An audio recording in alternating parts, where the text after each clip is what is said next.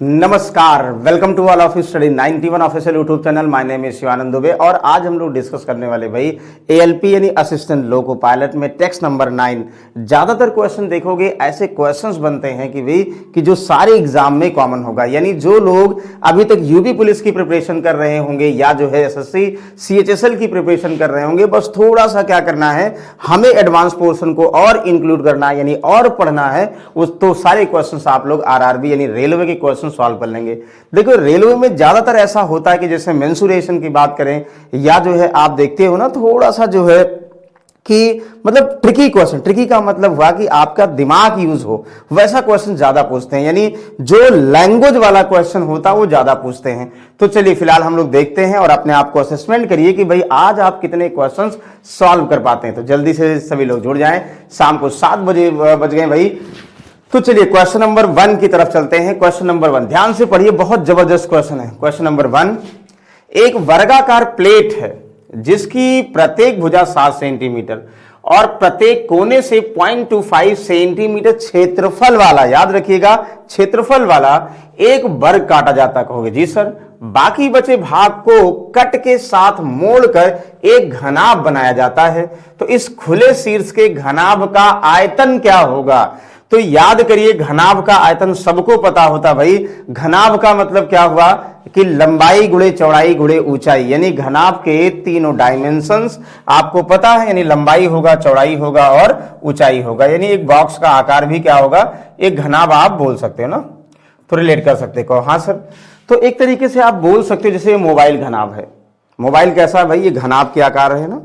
तो अब ये कह रहा है कि एक जो है वर्गाकार प्लेट जिसकी भुजा 7 सेंटीमीटर है, ये वर्ग है, ध्यान समझिएगा, ये वर्ग है।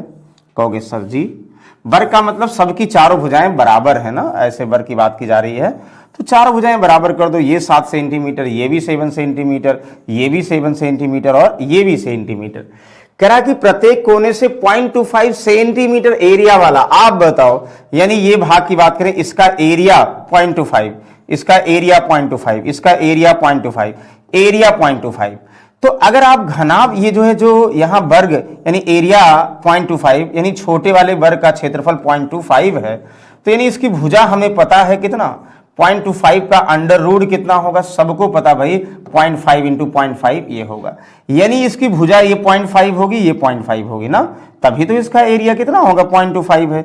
ये हमें पूरी उम्मीद है सबको कंफर्म हो गया होगा। कहोगे हाँ सर। अच्छा अब ध्यान दीजिए, जैसे ये कुछ कागज अगर आपको दिख रहा होगा तो ऐसे बन गया। अब ये कोने से जो है ये 0.5, ये 0.5 कट करके जो बचा हुआ है इसको ऐसे बना दिया भाई, और इसको ऐसे बना दिया, ये ऐसे बना दिया ना, ध्यान समझिएगा, और ये ऐसे बना दिया, ये कुछ ऐसे बन गया। देखो कुछ ऐसे बन गया, यानी ये लंबाई ये ऐसे बन गया ना, ऐसे जलाशय टाइप का बन गया। अब कहोगे इसका आपको अगर इसका आयतन निकालना है, तो जब ये देखो 0.25 ये 0.25 ये ऊपर आएगा, इसको बनाइएगा, ये ऊपर आएगा, यहां से मुड़ेगा, मतलब ये क्या हो जाएगी, लंबाई। तो लंबाई मतलब कितना हो गया भाई, लंबाई आप कहोगे ये 0.5 कम हुआ, 0.5 ये कम हुआ, यानी लंबाई 7 में से 0.5 यानी 1 कम हुआ, इसका मतलब 6 सेंटीमीटर लंबाई हो गई। अच्छा ये लंबाई, चौड़ाई वर्ग है तो देखो चौड़ाई भी तो बराबर होगी। कहोगे सर चौड़ाई भी जो बनेगा वो भी 7 में से 0.5 यानी 1 कम होगा, 6 चौड़ाई हो जाएगा। अच्छा जो ये कटा हुआ भाग है ना, देखो जो ये जो है यहां से देखिए, यही कटा हुआ भाग ऊपर आ जाएगा ना, मतलब ये वाला भाग अगर हम ऊपर करेंगे तो भाई ऊंचाई में तब्दील हो जाएगा, और कितना है ऊंचाई आपको पता सर 0.5 सेंटीमीटर।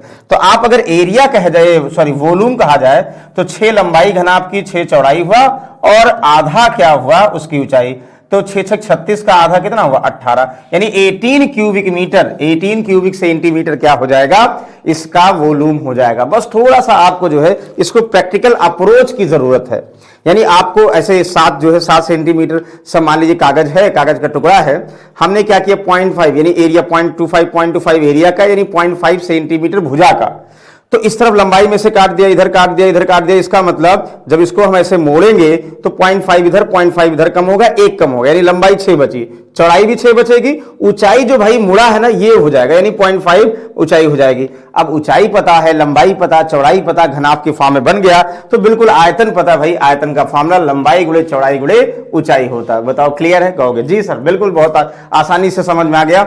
चलो अगले क्वेश्चन की तरफ चलते देश। अगला क्वेश्चन वही बार बार क्वेश्चन, प्रॉफिट एंड लॉस हमें पूरी उम्मीद है आप लोग देखते ही बता दोगे, क्योंकि प्रॉफिट एंड लॉस आप बहुत बार सॉल्व कर चुके हैं एक ही टाइप के क्वेश्चन। जैसे ये देखो, रघु ने 14,360 में एक वस्तु खरीदी, देखो ये खरीदता है और इसकी ढुलाई पर 240 रुपए खर्च किया और 15% लाभ पाने के लिए उसे कितने राशि में बेच देगा। बताओ कितना इजी क्वेश्चन है। आपको पता भाई उसने एक्चुअल में 14,360 रुपए में खरीदा, 240 ढुलाई में खरीदा, मतलब ढुलाई पर खर्च किया, तो ढुलाई पर किया गया खर्च ही एक्चुअल सीपी माना जाएगा ना। तो यानी उसकी कुल एक्चुअल सीपी कितनी हो गई, 14,360 प्लस 240, तो 40 जोड़ोगे तो कितना हो गया, 360 और 240 कितना होगा, 600, यानी 14,600 उसकी कुल कॉस्ट आ गई। बताओ कोई कंफ्यूजन है? सर कोई कंफ्यूजन नहीं है। तो 14,600 उसकी कॉस्ट आ गई। अब इसे वो 15% लाभ पर बेच देगा, बेचेगा कितने में, तो आप कहोगे 14,600 का 15% लाभ पर बेच देगा। तो कुछ लोग ऐसे करेंगे कि 15 की वैल्यू 115 बाई 100 से मल्टीप्लाई कर दें, और कुछ लोग इसका 15% निकाल कर जोड़ देंगे, जैसा ही ये लगे। यानी आपको ओवरऑल सीपी दिया है और उसका 15% लाभ हो रहा, तो 15% निकाल लो और वही जोड़ दोगे तो क्या हो जाएगा, सेलिंग प्राइस। और चाहे आपको पता है 15 प्रॉफिट का मतलब है 100 में खरीदेंगे तो 115 में बेचेंगे, तो सीपी दिया 100 की वैल्यू दिया 115 निकाल लो, तो 5 दुनाई 10, 5 3 15, यहाँ पे 20 हो गया, जो इजी लगे। यहां से कहोगे 2 2 14, 2 तिहाई 6, 0 मल्टीप्लाई कर दो, तो 0 23 तिहाई कितना होगा, 69, यानी 69 लास्ट में 9 होगा, 6 कैरी होगा। और भाई लास्ट में 9 कौन सा है, सिर्फ यही ऑप्शन सही है, इसका मतलब लास्ट में 9 यही मिलेगा, दूसरा बाकी मिलेगा ही नहीं। तो हमें ध्यान ही नहीं देना, पूरा सॉल्व नहीं करना है। क्यों? क्योंकि पता जैसे 0 मिलेगा, 23 तिहाई 69 हुआ, लास्ट में 9। अब हम चारों ऑप्शन देखते हैं, लास्ट में ये 5 है, ये 0 0, यानी इसका मतलब ये भी नहीं होगा, ये भी नहीं होगा, ये भी नहीं होगा। जब जो नहीं होगा उसके अलावा जो बचेगा वो होगा।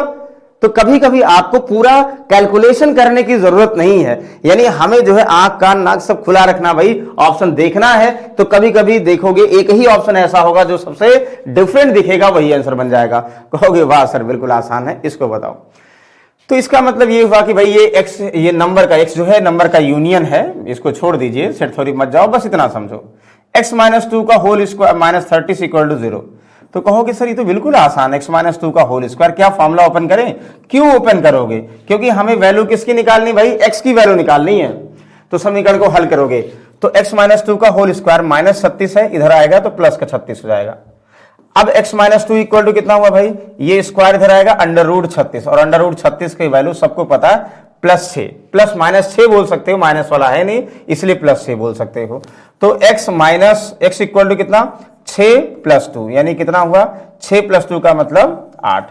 अच्छा क्या -8 भी हो सकता है? यस, यानी स्क्वायर जो है ये 36 हुआ, लेकिन माइनस में क्या करते हैं, माइनस में अंडर रूट लेते नहीं है, इसलिए जो है प्लस का 4 हो सकता है। लेकिन देखो दोनों ऑप्शन पॉसिबल है, मतलब ये दोनों ऑप्शन पॉसिबल होने का मतलब ये हुआ कि जैसे यहां आएगा प्लस माइनस, ये प्लस का भी 6 और माइनस का भी 6। अगर आप प्लस का 6 लोगे तो इधर आएगा तो 8 हो जाएगा, माइनस का 6 लोगे तो इधर आएगा तो प्लस का, यानी प्लस माइनस का 4 हो जाएगा। लेकिन दो पॉसिबिलिटी है, तो प्लस माइनस ना करके सिर्फ प्लस वाला ही आप लोगे, यानी 8 करेक्ट आंसर लगाओगे। बताओ कोई कंफ्यूजन है? नो सर कोई कंफ्यूजन नहीं है। चलो देखो अब क्यों, क्योंकि नंबर बिलोंग कर रहा पॉजिटिव में ना, इसको बताओ आप ध्यान से पढ़िएगा।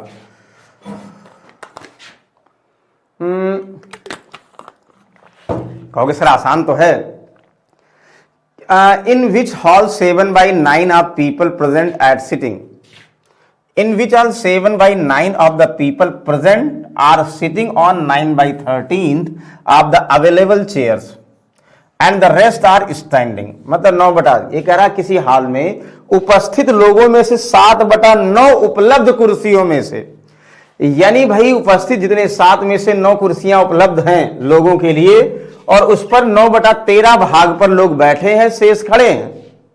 लॉजिकल समझिए कि यहां किस हाल में उपस्थित लोगों में से 7/9 उपलब्ध कुर्सियों में से, आप कहोगे सर 9 अगर होंगी, 9 में 7 कुर्सियां उपलब्ध हैं, 9/7 यानी 9 में 7 उपलब्ध है, इसका मतलब यानी 7 पर ही लोग बैठ सकते हैं, बाकी जो है 2 कुर्सियां उपलब्ध ही नहीं है। कहोगे बहुत अच्छी बात है भाई, यानी 7 में यानी 9 में कितनी 7 कुर्सियां उपलब्ध हैं, बाकी कुर्सियां उपलब्ध नहीं हैं। तो ये पहले 7/9 का मतलब 9 टोटल में से 7 उपलब्ध कुर्सियों में से 9/13 भाग पर बैठे हैं, यानी 7 उपलब्ध कुर्सियां हैं। इसमें भी जितनी उपलब्ध कुर्सियां उसमें 9/13 भाग पर बैठे हैं, यानी इतना सीट है, यानी बैठे हैं। और कितने लोग, यानी 7 के 9/13 पर बैठे हैं, तो 13 में से 9 यानी 4/13 पर क्या होंगे, खड़े होंगे। भाई 7 में 7 टोटल कुर्सियां 7 के 9/13 भाग पर बैठे हैं, यानी 9/13 भाग पे बैठे हैं, तो 13 में 9 भाग पर बैठे हैं, तो 13 में 4 भाग पर खड़े हैं, यानी जितनी कुर्सियां अवेलेबल है उसका 4/13 भाग पर लोग खड़े हैं, यानी खाली है, इस पर नहीं बैठे। इस पर तो बैठे हैं और इस पर नहीं बैठे हैं और बाकी लोग खड़े हैं। यदि 28 खाली कुर्सियां, खाली कुर्सियां का मतलब लोग बैठे नहीं हैं, यही तो हुआ, ये 28 के बराबर हुआ। तो 7 चौक 28, 28 यानी 1 की वैल्यू कितना, 13। तो 1 की वैल्यू अगर 13 आ गई तो अब हमें क्लियर हो गया क्या भाई, 7 की वैल्यू 13 7 91 यानी 91, यानी 91 टोटल कुर्सियां थी। 91 7 की वैल्यू निकालेंगे, सबके लिए से टोटल कुर्सियां थी। अब बोल दिया जाए 91 टोटल कुर्सियां थी, तो इसमें 9/13 लोग बैठे हैं, 13 7 91, 7 9 63, यानी 63 लोग, 63 कुर्सियों पर लोग बैठे हैं, 63 कुर्सियों पर 63 लोग बैठे हैं। इसका मतलब यही तो हुआ, 63 कुर्सियों पर 63 लोग बैठे हैं। बताइए कोई कंफ्यूजन है? सर कोई कंफ्यूजन नहीं, इसमें कोई डाउट ही नहीं है। अब बताओ क्या कह रहा है। तो ये अब आपको ये कह रहा है, ध्यान समझिएगा, तो आपको ये कह रहा है कि भाई जितनी कुर्सियां हैं, कितनी कुर्सियां खाली होती तो हाल में प्रत्येक व्यक्ति बैठा होता। कितनी कुर्सियां और खाली, भाई 9 टोटल थी, उसमें मतलब व्यक्ति कितने हैं हमें पता नहीं है। ये तो अभी ये हमें कंफर्म हो गया ना कि भाई यहाँ 7 जो है कुर्सियों पर 9/13 लोग बैठे थे, बाकी लोग खड़े थे, तो खड़े होने वाले लोगों की संख्या 28 है, 1 की वैल्यू। तो कुल जो है कितनी कुर्सियां हैं जिस पर, मतलब कुल का मतलब जिस पे लोग बैठे हैं 91 पर। 91 पे कितने लोग बैठे हैं भाई, 63 लोग बैठे हैं। 63 लोग बैठे हैं तो लोग हैं कितने, मेन ये कह रहा, 63 लोग बैठे हैं तो लोग कितने हैं कहोगे, ध्यान समझिएगा। कितने हैं आप ध्यान दीजिएगा, 63 लोग बैठे हैं, इसका मतलब खड़े कितने लोग हैं। आप कहोगे मतलब 28 लोग खड़े हैं, चाहे ऐसे बना लो, यही तो हुआ, यानी 13, यही तो हुआ 7 में 9/13, यानी 63 लोग बैठे हैं और 28 लोग खड़े हैं, तो 28 और 63 का मतलब 91, तो डायरेक्टली आएगी 91 टोटल कुर्सियां हैं। ठीक है, इसका सम दोनों के बराबर हो रहा, नहीं हो रहा, बिल्कुल हो रहा है। लेकिन हमें क्या पूछा जा रहा, कितनी कुर्सियां खाली और होती कि हाल में प्रत्येक व्यक्ति बैठा होता। ध्यान समझिएगा। अब आपको यह ध्यान देना है कि कितनी और कुर्सियां खाली होने का मतलब क्या है।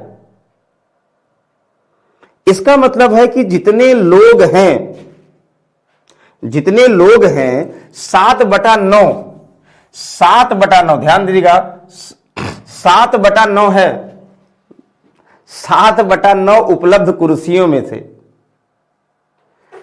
9 में 7 उपलब्ध है, यानी 2 उपलब्ध होती तो सारे लोग बैठ जाते।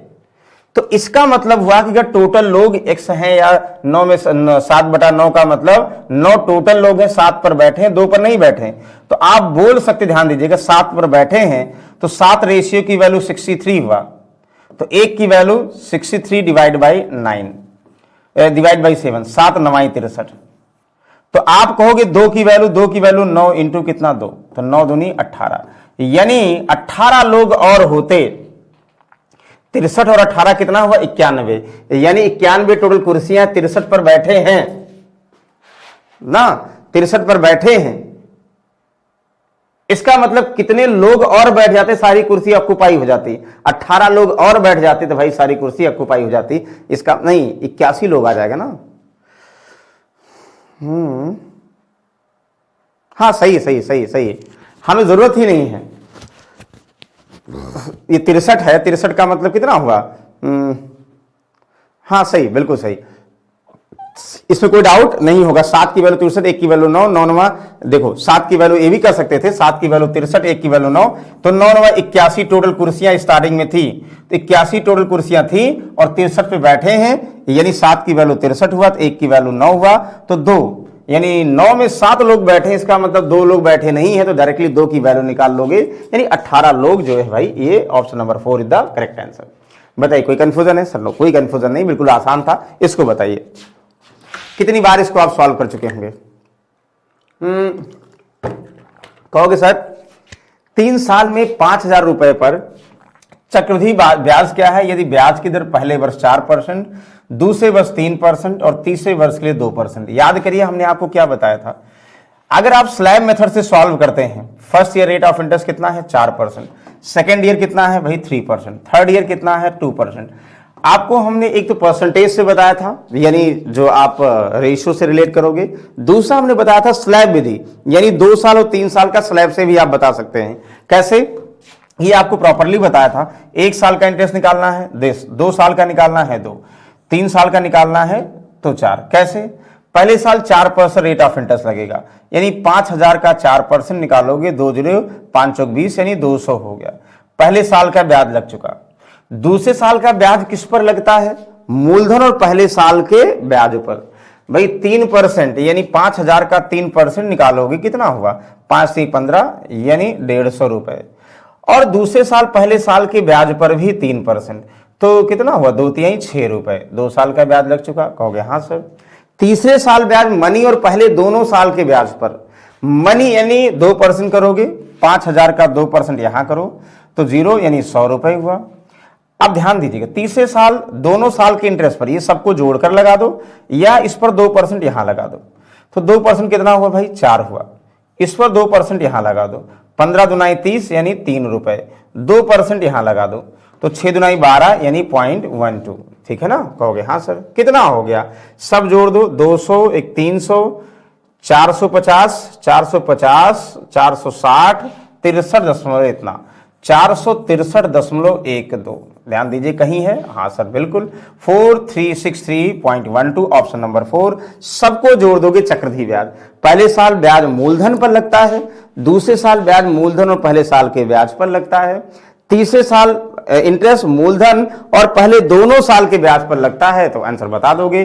तो आई होप ये सभी को समझ में आया होगा। ये हमने प्रॉपरली चक्रवृद्धि ब्याज में ये भी तरीका डिस्कस किया, 2 साल और 3 साल के स्लैब मेथड। यही तरीका नहीं, और भी बहुत सारे तरीके थे जो सॉल्व करते, बट इससे आसान होगा। चलिए इसको देखिए। एक व्यक्ति 4 घंटे में 480 किलोमीटर की यात्रा करता है, यानी कुल 4 घंटे में 480 जाता है, तो आप बोल सकते हैं 1 घंटे में कितना जाएगा? एवरेज स्पीड कितनी होगी बता दोगे। जिसमें से कुछ यात्रा हवाई जहाज से, कुछ रेलगाड़ी से। कहोगे वाह वेरी गुड, यानी कुछ हवाई जहाज से जाता है, उड़ के जाता है, और कुछ जो है छुक छुक ट्रेन से जाता है। कहोगे जी सर। यदि वह पूरी यात्रा हवाई जहाज से करता, भाई पूरा का पूरा अगर हवाई जहाज से जाता, तो वह रेल की तुलना में 4/5 कम समय बचा लेता। मतलब हवाई जहाज, एरोप्लेन और ट्रेन की अगर हम बात करें, अगर पूरी यात्रा एरोप्लेन से जाता तो ट्रेन की तुलना में 4/5 बचा लेता। ट्रेन की तुलना में 4/5 बचा लेता, यानी अगर ट्रेन से 5 समय लगता तो 4/5 बचा लेता। 5 अगर ट्रेन से लगता तो 4 समय बचा लेता, यानी 1 एरोप्लेन से लगता। मतलब 5 अगर ट्रेन से पूरी यात्रा में लगेगा ट्रेन की तुलना में, तो पूरी यात्रा में, तो यहां पे ट्रेन की तुलना का मतलब जितनी दूर ट्रेन से गया है उसकी तुलना में वो 1 घंटे बचा लेता। कहोगे वाह सर बहुत अच्छी बात है। तो और बचा लेता और उसके गंतव्य पर 2 घंटे पहले पहुंच जाता। अरे भाई, यानी 2 घंटे पहले पहुंच जाने का मतलब हुआ तो 1 टाइम बचा, यानी 1 टाइम लगता है तो 1 बचा लेता। इसका मतलब 1 की वैल्यू 2 घंटे है। तो ट्रेन से इस दूरी को कवर करने में कितना समय लगेगा? कहोगे सर यानी 1 की वैल्यू 2 घंटे, तो 5 की वैल्यू कितना हुआ? 1 की वैल्यू 2 घंटे, 5 की वैल्यू 10 घंटे। कहोगे नो सर, ये क्या है? ये भाई ये जो है चाल किसका रेशियो है? समय का रेशियो। ध्यान दीजिएगा, अगर दूरी फिक्स होगी तो समय का उल्टा क्या बन जाता है? चाल बन जाता है। ध्यान दीजिएगा, यानी स्पीड का रेशियो क्या हो जाएगा दोनों के? आप एक लाइन में बता सकते हो, यानी कम समय लेता तो यहां इस चाल का अनुपात कितना हो जाएगा? 5:1 हो जाएगा। बताओ कोई कंफ्यूजन है? सर कोई कंफ्यूजन नहीं। तो यहां से आप डायरेक्टली सॉल्व कर सकते हैं ना। कैसे? 4/5 समय बचा लेता और अपने गंतव्य तो 2 घंटे पहले पहुंच जाता। तो रेलगाड़ी से यात्रा करने में कितना लिया गया समय? कहोगे सर कहाँ टफ है, देखो कैसे, एक की वैल्यू नहीं है, ध्यान दीजिएगा, 4 से एक की वैल्यू नहीं। यहां से अगर ट्रेन से 5 समय लेता है तो एरोप्लेन से 1 समय लेता, और कितना बचा लेता है, 4 समय बचा लेता है और 2 घंटे पहले जाता है। तो 4 समय बचा लेता है, तो एक एरोप्लेन से 5 ट्रेन से, यानी समय का अंतर कितना, 4 रेशियो की वैल्यू बराबर 2 घंटे, तो एक की वैल्यू बराबर आधा घंटे, यानी आधे घंटे में ये लगाता है, और 5 की वैल्यू कितना हुआ, 2.5 घंटे, यानी 2.5 घंटे का मतलब क्या हुआ, ध्यान दे, 5 की वैल्यू कितना हुआ, 2.5 घंटे। भाई इससे 5 समय लेता है, इससे 1 समय लेता है, 2 घंटे बचा लेता है एरोप्लेन से ट्रेन की तुलना में, तो इनका अंतर 4 की वैल्यू 2 घंटे, एक की वैल्यू आधे घंटे, तो ट्रेन से 2.5 घंटे लगे और इससे कितने लगे भाई, आधे घंटे लगे इस वाले केस में। तो अब आप बताओ, ट्रेन से 2.5 घंटे लगे, मतलब ये ट्रेन से 2.5 घंटे लगे, इसका मतलब 1.5 घंटे लगे किससे, एरोप्लेन से ना। अब आपको पहले ऑलरेडी गिवन है, ध्यान दीजिएगा, ऑलरेडी गिवन है, तो अपने गंतव्य स्थान 2 घंटे पहले पहुंच जाता। रेलगाड़ी से यात्रा की गई दूरी, तो ये तो पता 2 घंटे बचा लेते, इसका मतलब हुआ पूरा 480 किलोमीटर है, अगर पूरा जो है, ध्यान दीजिएगा, पूरा जो है, अगर 480 किलोमीटर उसको जाना होता किससे भाई, जाना होता अगर एरोप्लेन से, तो 2 घंटे बचा लेता है। तो स्पीड ऑफ एरोप्लेन, एरोप्लेन की चाल क्या हो जाएगी, आपको पता है सर, एरोप्लेन की चाल 2 घंटे लगेंगे, 4 घंटे में 2 घंटे में पहुंच जाए, 2 घंटे बचाने का मतलब सिर्फ 2 घंटे लगे, यानी कितना हुआ, 240 एरोप्लेन की, 240 किलोमीटर एरोप्लेन की चाल पहले इसकी तुलना में। लेकिन यहां पर पूरी अगर एरोप्लेन से जाएगा, ध्यान दीजिएगा, पूरा अगर एरोप्लेन से जाएगा तो 2 घंटे बचाता, तो 2 घंटे में एरोप्लेन की चाल हो गई। तो अब इस दूरी के कॉन्सेप्ट में बात करेंगे, 2.5 घंटे चलता है किससे, 2.5 घंटे ट्रेन से चलता है, तो इसका मतलब पूरे की तुलना में, तो बाकी टाइम किससे चलता है, कहोगे हवाई जहाज से, यानी 1.5 घंटे दूरी हवाई जहाज से चला होगा और 2.5 घंटे दूरी किससे चला होगा, ट्रेन से।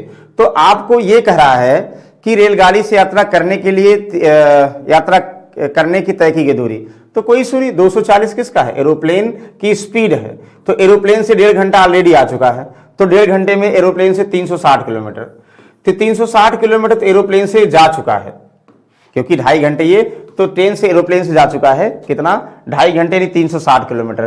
तो भले पूरी दूरी की बात की जा रही है, ये इसी बात नहीं की जा रही है, तो आप डायरेक्टली बता सकते हो कि भाई, डायरेक्टली बता सकते हो कि कुल 480 में अगर 360 ट्रेन से उससे गया, एरोप्लेन से बचा कितना भाई, 120 किलोमीटर बचा किससे, यानी this option number 3, 120 kilometre train से जाएगा। और भी तरीके इसके हो सकते थे, इसमें कंफ्यूजन मत करिएगा।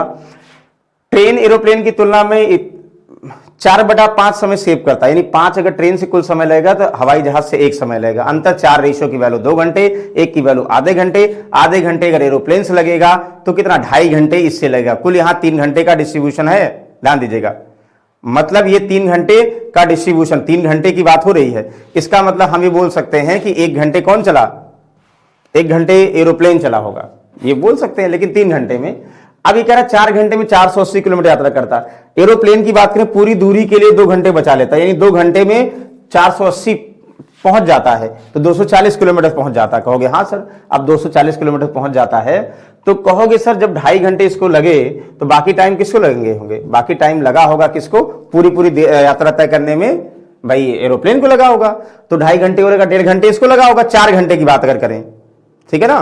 तो कहोगे बिल्कुल सही सर, ये तो इसकी चाल तो था ही, लेकिन कंडीशनली वो कितना चल रहा है, ये 1.5 घंटे चल रहा है, 1.5 घंटे में 360 चल रहा है, 360 इतना, तो 1.5 घंटे वो चल रहा है, 1 घंटे ये चल रहा है ना। कहोगे हाँ सर बिल्कुल सही है, चलो 120 किलोमीटर सही आंसर।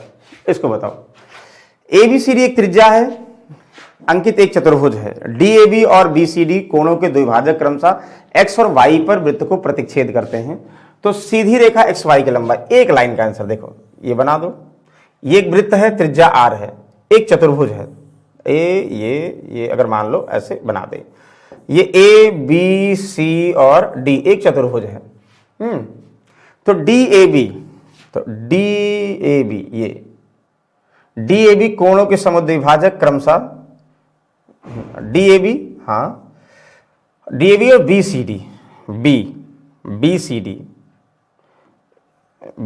के समुद्विभाजक, BC इसके समुद्विभाजक क्रमशः X और Y पर वृत्त को प्रतिच्छेद करते हैं, वृत्त को X और Y प्रतिच्छेद करते हैं, तो सीधी रेखा XY की लंबाई, देखो ये x और ये y, तो सीधी रेखा एक्स वाई की लंबाई, कुछ नहीं करना भाई। देखो आपको कंफर्म है वृत्त की त्रिज्या कितनी है, r है, इस यहां से लेके यहां तक, यानी मिड में सेंटर होगा, तो ये r है, तो ये r है, तो यहां से इसका समुद्विभाजक ये, इसका समुद्विभाजक ये, यहां पर मिलता है, यानी केंद्र पर मिलता है।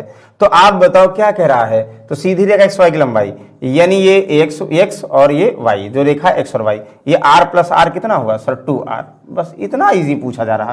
कहोगे वाह सर बिल्कुल आसान सा, option number 3 is the correct answer. आज सारे क्वेश्चन लॉजिकल है, यानी अगर आप थोड़ा सा दिमाग हर बार करेंगे तो नहीं समझ में आएगा, और अगर जो है आप पहले पढ़ चुके होंगे तो ओरल बता दोगे। चलो इसको देखो, देख भाई 5 दोस्तों के बीच एक केक बांटा जाता है, 4 को केक का क्रमशः 1/8, 1/6, 1/12, 5/12 इतना मिलता है, तो केक का हिस्सा 5वें को कितना मिलेगा। बहुत सारे तरीके हैं, कुछ लोग ये करेंगे सर, यानी कुल केक का एक पूरा भाग है, एक पूरा भाग है, उनमें से 4 को, पहले वाले को 1/8, दूसरे वाले को 1/6, तीसरे वाले को 5/12, चौथे वाले को 1/12, ये भाग मिल चुका है। तो कुल में से चारों का भाग घटा दे, 5वें का भाग आ जाएगा। कुछ लोग ऐसे करेंगे, कुछ लोग वैल्यू से करेंगे। चलो दोनों बता दे रहे हैं, इसको सॉल्व करोगे तो 1 माइनस क्या हो जाएगा, ये सॉल्व करो, 8, 6, 24 और 12 का एलसीएम कितना हुआ, 24 हुआ ना। कहोगे 8 त्रिक 24 प्लस कितना, 6 चौक 24, कहो हाँ सर। यहां 12 दुनाई 24, 5 दुनाई 10 हुआ, ये प्लस कितना, 12 एकम 12, 12 दुनाई 24 यानी 2 हुआ। यानी आप एक में से कितना घटाओगे, 4 3 7 10, 17 2 19/24, तो एक में से 19/24 याद करिए हमने क्या बताया था, तो एक में से कम करोगे 0, और 24 में से 19 घटा दो, कितना हो 19 5, यानी 5/24, यानी भाग जो बचेगा वही तो तीसरे वाले को मिलेगा। Option number 2 is the correct answer. एक तो ये हुआ, बताओ कोई कंफ्यूजन है, नो सर। क्या और कोई तरीका, जी सर बिल्कुल बहुत सारे तरीके हैं। कैसे, हम ये भी मान सकते ना कि सबको, यानी पूरे को ये अलग अलग सबको भाग मिला, 5वें भाग कितना है, तो हम ये भी कह सकते हैं कि कुल भाग के लिए इनका एलसीएम कह दें सर, कुल भाग 24 है, कुल भाग 24 है, यानी 8 6 12 और 12 का एलसीएम 24 है, तो 24 हम कुल भाग मान लिए, तो पहले में 1/8 पहले को मिला, तो 1/8 यानी 3 भाग पहले को मिला, दूसरे को 6 यानी 4 भाग, तीसरे को 5/12, 12 दुनाई 24, 5 दुनाई 10, तीसरे को 10 भाग, चौथे को 1/12 दुनाई 24 2 भाग, तो 4 3 7 10 17 2 19 भाग कुल मिल चुका है इन चारों को। बचा कितना, 5 भाग, तो 5 भाग बचा है किसका, 24 का, तो 24 का 5/भाग बचा हुआ 5/24 आंसर हो गया। बिल्कुल आसान सा है, रिलेट कर दोगे, कहो वाह सर। इसको देखो, वह सबसे छोटी संख्या बताए जिसमें इतना और इतना से भाग देने पर प्रत्येक हालात में 4 शेष बचाए। हम इनमें भाग करें और इनमें भाग करें, 4 शेषफल आए, मतलब ये हुआ वह 63 में अगर भाग करें और 105 में भाग करें, तो प्रत्येक हालात में शेषफल 4 बचे। याद रखिएगा, शेषफल 4 बचे। तो इसका मतलब क्या हुआ कि हम सबसे पहले ध्यान देंगे कि इनको ये किससे डिविजिबल हो जाएगा, जिससे डिविजिबल हो जाता है, लेकिन डिविजिबल नहीं होना चाहिए, 4 शेषफल बचना चाहिए। तो पहले ये समझिए किस नंबर से डिविजिबल होगा, और जिस नंबर से डिविजिबल होगा वो 4 और जोड़ दोगे। कहोगे हाँ सर, तो बताइए भाई क्या होगा, जल्दी से बताइए, हमें पूरी उम्मीद है इसमें किसी को डाउट नहीं होगा, जल्दी से बताएंगे, इसमें किसी को डाउट नहीं होगा।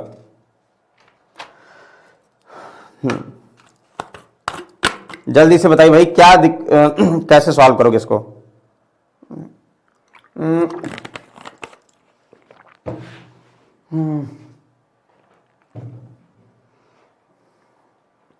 जल्दी से बताइए भाई क्या होगा आंसर।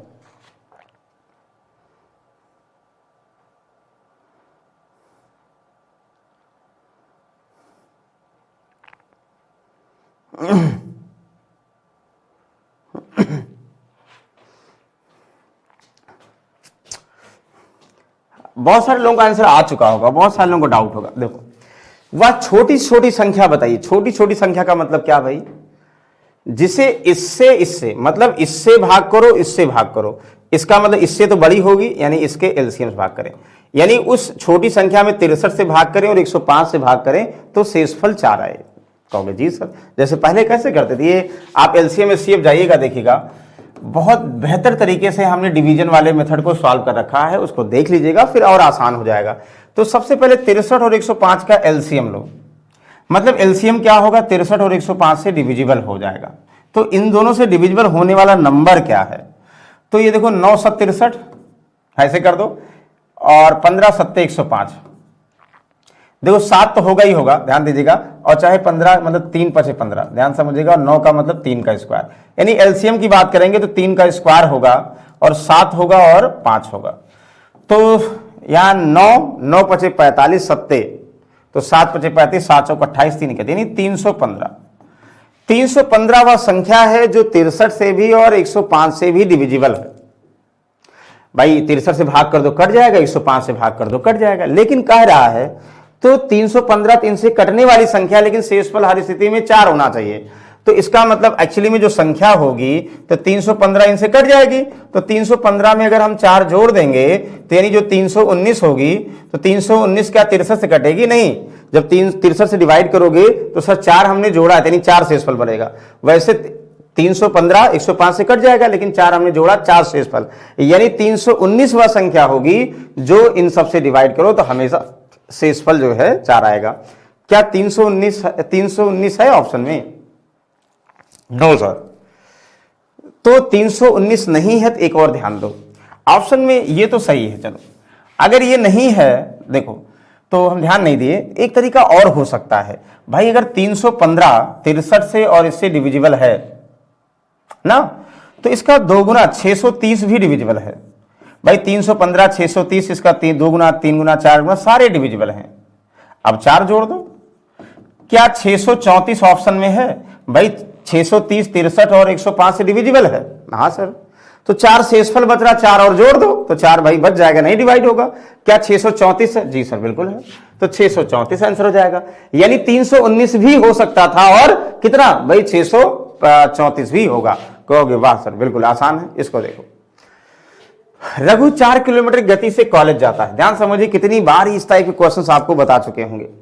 रघु 4 किलोमीटर गति से कॉलेज जाता है, 3 किलोमीटर गति से लौटता है, इतना लगता है। देखो यहां से यहां तक, यानी ये उसका होम हुआ और ये स्कूल हुआ। कहोगे जी सर, कहोगे सर 4 किलोमीटर की स्पीड से गया। जी सर, 4 किलोमीटर पर आवर की स्पीड से गया और 3 किलोमीटर प्रति घंटे की चाल की स्पीड से वापस आया, तो कुल 5.95 आवर लगते हैं, लगभग लगा वह 5.95 क्या आवर लगाता है। तो 5.95 ये कौन सा दे दिया गया? चलो ठीक है, कोई बात नहीं, सॉल्व करेंगे। इतना आवर लगाता है।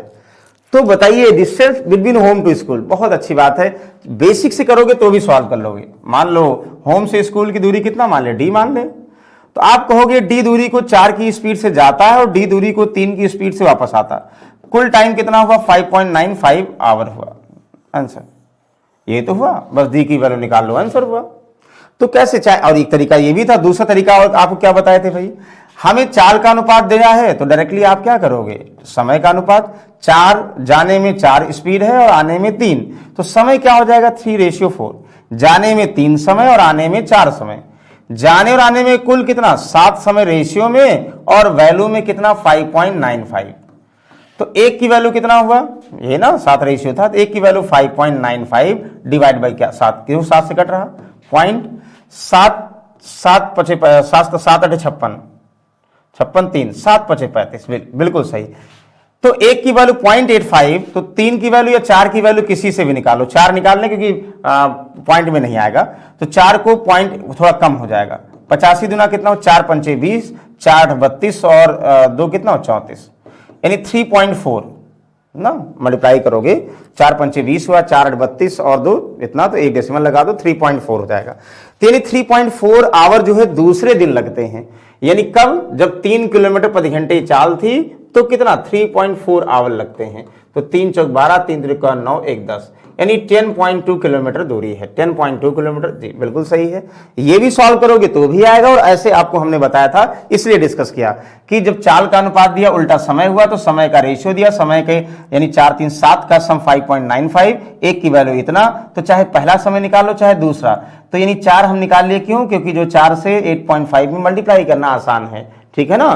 तो आप कहोगे 3.4 आवर लगे दूसरे दिन 3 किलोमीटर की स्पीड से इतना घंटे लगे, तो दूरी कितना है बता दोगे, कहोगे वाह सर बिल्कुल सही है। इसको देखो, दो संख्याओं का अनुपात इतना, उनका मासा इतना बड़ी संख्या, याद करिए हमने आपको क्या बताया था, दो संख्याएं हमेशा जैसे, यानी जो x और y का रेशियो लिखा होता है, याद करिएगा, तो वो x का मतलब क्या होता भाई, HCF इंटू प्राइम पेयर और HCF इंटू प्राइम पेयर यानी y की वैल्यू, तो ये h हिडन होता है, कट जाएगा। यानी अगर हम नंबर्स का रेशियो देते हैं तो इसका मतलब a और b के फॉर्म में देते हैं, तो हम समझ सकते हैं जो नंबर होंगे वो HA और HB होते हैं एक्चुअली में, कहोगे हाँ सर, तो बस आसान है।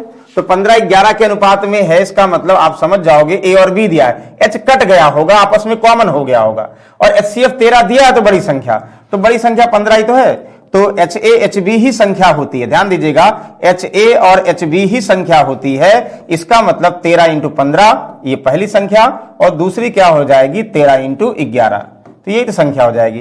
13 इंटू 15 का मतलब 195, 15 3 45, 15 1 15 और 4 19, और 13 इंटू 11 का मतलब कितना 143। तो एक संख्या है बड़ी 195 है और एक 143, तो बड़ी पूछा जा रहा है 195 संख्या पूछी जा रही।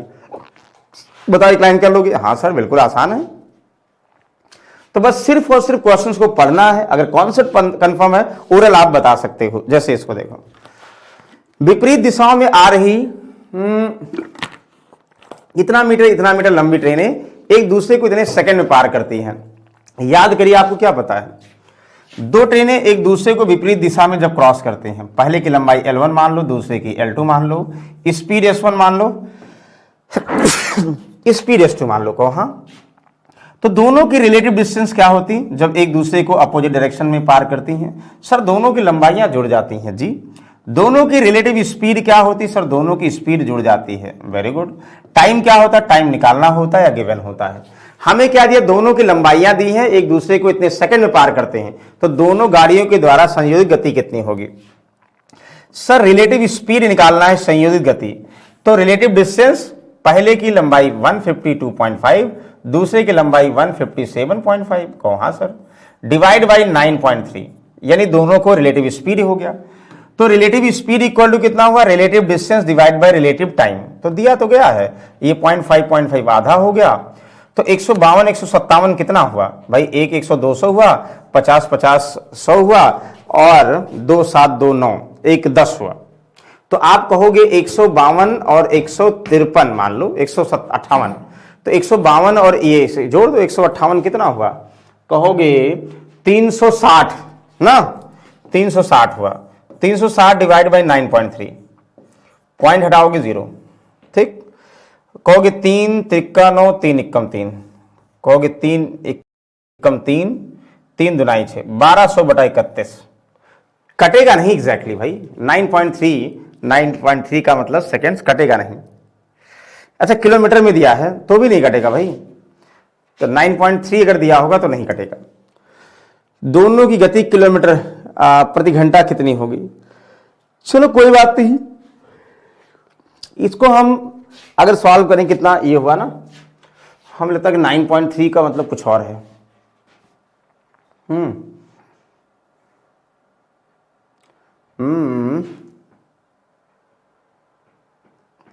9.3 आवर सेकेंड्स,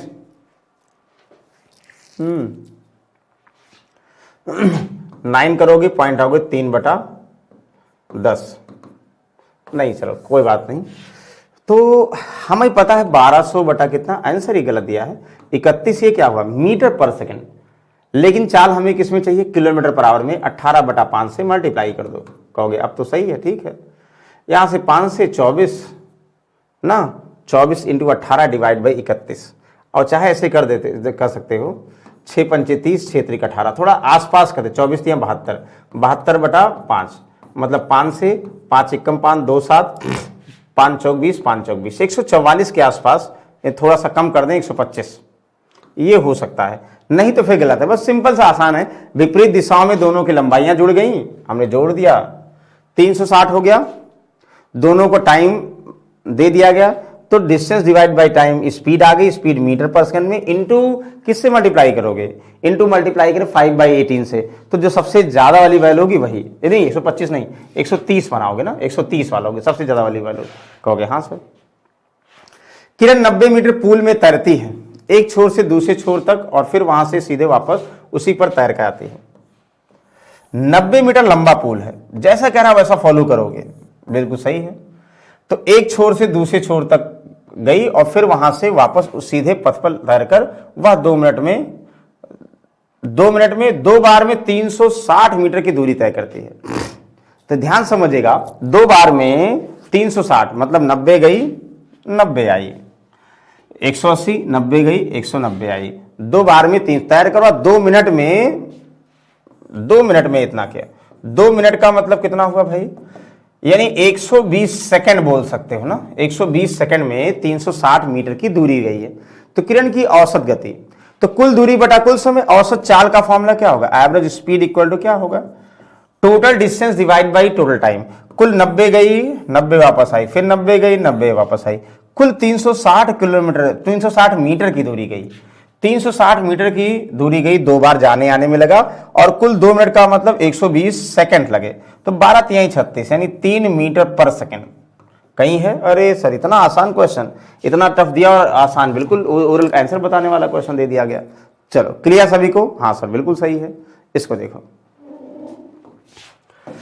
कहोगे सर यदि 2 बाढ़ गेट ए और बी एक साथ कार्य करते हैं तो जलाशय 6 घंटे में भर जाएगा। गेट ए जलाशय को गेट बी से 5 घंटे तेजी से भरता है। देखो ध्यान दीजिएगा, एक गेट ए था एक बी था, दोनों एक साथ कार्य करें, जलाशय 6 घंटे में भर जाएगा। तो ए बी से 5 घंटे तेज भरता है, ए बी से 5 घंटे तेज भरता है, मतलब ये हुआ कि 5 घंटे जल्दी भरता, तेज भरने का मतलब 5 घंटे जल्दी भरता है। अगर इसको 10 घंटे लगेगा तो ये 5 घंटे लगाएगा, इसका मतलब ये करा ये 5 घंटे जल्दी भरता है। तो तेज बाढ़ गेट जलाशय को कितने समय में भर देगा, यानी ए कितने समय भर देगा। तो अब आपके पास एक ऑप्शन ये है कि जैसे मान लो हम बोल दें ए जो है अगर x आवर में भरेगा तो बी जो है कितना 5 घंटा अधिक समय लेगा, ये तेज भरेगा जल्दी भरेगा। कहोगे हाँ सर, मतलब ये कम समय ले रहा तो जल्दी भर रहा है, जो ज्यादा समय लेगा तेज भरेगा। या हम बी को x मान ली, x-5 मान लें, तो अब दोनों मिलकर 6 घंटे में भरते हैं, दोनों मिलकर 6 घंटे में भरते। अब x के फॉर्म में x+5 में इफिशियंसी निकालोगे टफ हो जाएगा। इससे सही हम ऑप्शन से पिक कर लेंगे। ध्यान समझिएगा कि अगर हम बोल ले, मान लो हमने ये माना कि जो तेज है वो 13 घंटे में भरा, धीरे वाला क्या है 13×5 कितना हुआ, 13×5 18 घंटे में। इनका एलसीएम ही देखो टिपिकल आ रहा है, इसका मतलब ये चांसेस बिल्कुल गलत है। हम अगर इसको 5 घंटे मानते हैं तो ये कितना हुआ सर, ये 10 घंटे। एलसीएम कितना हुआ 5 और 10 का यानी 10, और इसका इफिशियंसी डिवाइड करेंगे शायद नहीं आएगा, गलत है। अगर हम 10 घंटे मानते हैं तो ये 10 घंटे, ये कितना 15 घंटे। एलसीएम कितना हुआ सर 15 दुनाई 30 हुआ। ये 10 तिहाई यानी 3 लीटर पर आवर भरेगा और 15 दुनाई 2 लीटर पर आवर भरेगा।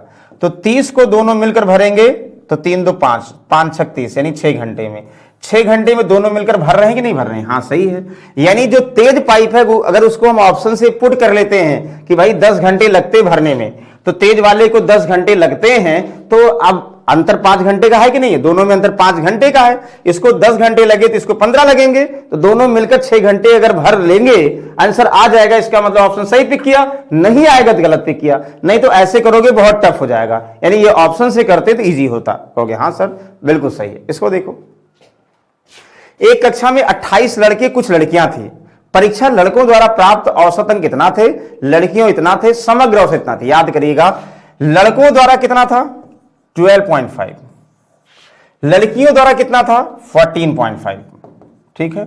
ओवरऑल लड़के और लड़कियों का समग्र औसत कितना 13.1। ध्यान दीजिए, आपने हमें एलिगेशन में आपको बताया था लड़के का चाहे वेट दिया हो, भार दिया हो, मार्क्स दिया हो, एज दिया हो, तो लड़के का एज, लड़की का एज, ओवरऑल दोनों का एज, जो एलिगेशन लगेगा वो नंबर ऑफ बॉयज और गर्ल्स का रेशियो आएगा।